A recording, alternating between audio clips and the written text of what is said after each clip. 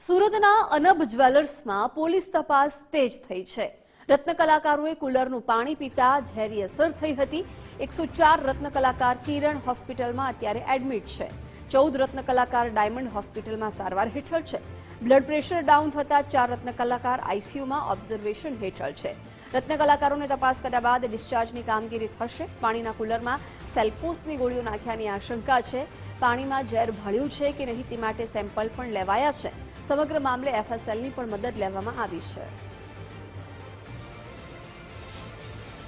અમારી હોસ્પિટલમાં અત્યારે 14 રત્ન કલાકારો દાખલ છે જે અનબ જેમ્સમાંથી આવેલા છે અને અત્યારે 4 જણાને કાલે આઈસીયુમાં દાખલ કરેલા। તેનું થોડું બીપી ને એવું ડાઉન હતું એટલે અત્યારે બધા એકદમ સ્ટેબલ છે અને બધાની કન્ડિશન સારી છે। મોસ્ટ ઓફ આજે ડિસ્ચાર્જ કરવાનો પ્લાન છે। સાહેબ, શું કયું કારણ દર્શાવાયું હતું અહીંયા આવે ત્યારે? હવે એમની હિસ્ટ્રી લેતા કારખાનામાંથી મેનેજરનો ફોન આવેલો કે બધા એનું જે કુલર છે તો કુલરની ટાંકીમાં કોઈ સેલ્ફોસ નામની એલ્યુમિનિયમ ફોસ્ફાઇડ પોઈઝન જેને કહે છે એમનું પડીકી તોડીને અંદર પાણીમાં નાખી દીધેલી અને કોઈ કારીગરને એમાંથી સ્વાદમાં પાણીના સ્વાદમાં ફરક લાગતા તેઓને માલુમ પડ્યું કે ભાઈ આમાં કંઈ પ્રોબ્લેમ છે અને ચેક કરતા કુલરમાં સેલ્ફોસની પડીકી તોડેલી નાખેલી હોવાનું માલુમ પડેલું। સુરતના કાપોદ્રા વિસ્તારમાં આવેલી અનબ જેમ્સના રત્ન કલાકારોની હત્યાના ષડયંત્ર રચવા મામલે તપાસનો ધમધમાટ શરૂ થઈ ચૂક્યો છે અને પોલીસ દ્વારા એફએસએલની મદદ લઈ પાણીના સેમ્પલો પણ લેવાની તજવીજ છે તે હાથ ધરવામાં આવી છે। હાલ આપણે જ્યાં ઊભા છે કાપોદ્રાના મિલેનિયમ ડાયમંડ આવેલ છે અને આ મિલેનિયમ ડાયમંડ કોમ્પ્લેક્સની અંદર અનબ જેમ્સ આવેલ છે કે જ્યાં અનબ જેમ્સની અંદર આવેલ આ જ જે કંપનીની અંદર કામ કરતા 118 રત્ન કલાકારો હાલ હોસ્પિટલમાં સારવાર હેઠળ છે।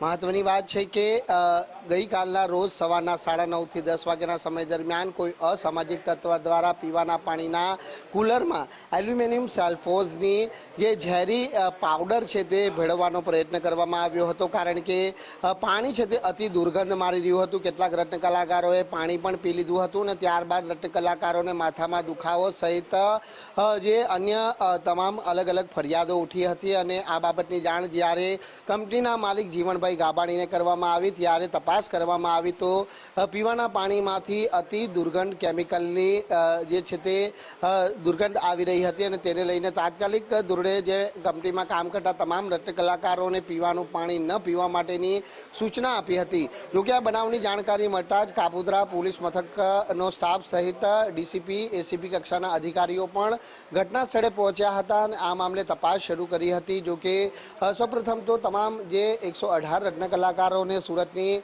કિરણ અને ડાયમંડ હોસ્પિટલ ખાતે સારવાર હેઠળ ખસેડવામાં આવ્યા છે અને હજી પણ આ તમામ રત્ન કલાકારો છે તે ડોક્ટરોના ઓબ્ઝર્વેશન હેઠળ છે।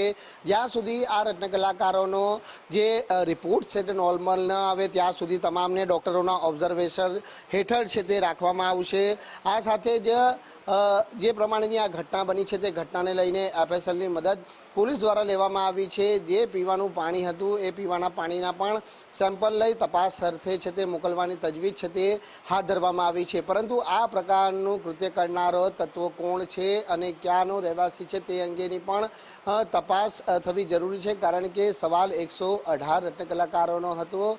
રત્ન કલાકારોના જીવ પણ ગયા હોત પરંતુ આ જે પ્રમાણેની ઘટના સામે આવી છે તે ઘટનાને લઈને રાજ્ય શિક્ષણ મંત્રીએ પણ આ ઘટનાને રાક્ષસી કૃત્ય ગણાવ્યું છે અને આવા તત્વોને બિલકુલ પણ સાખી નહીં લેવામાં આવે। તદુપરાંત રાજ્યના મુખ્યમંત્રી ભૂપેન્દ્ર પટેલ દ્વારા પણ આ ઘટનાની ગંભીર નોંધ લેવામાં આવી છે અને ગઈકાલથી જ મુખ્યમંત્રી પણ રાજ્ય શિક્ષણ મંત્રી પ્રફુલ પાનસરિયાના સતત સંપર્કમાં હતા અને તમામ ઘટનાની જાણકારી પણ તેઓ દ્વારા મેળવવામાં આવી છે।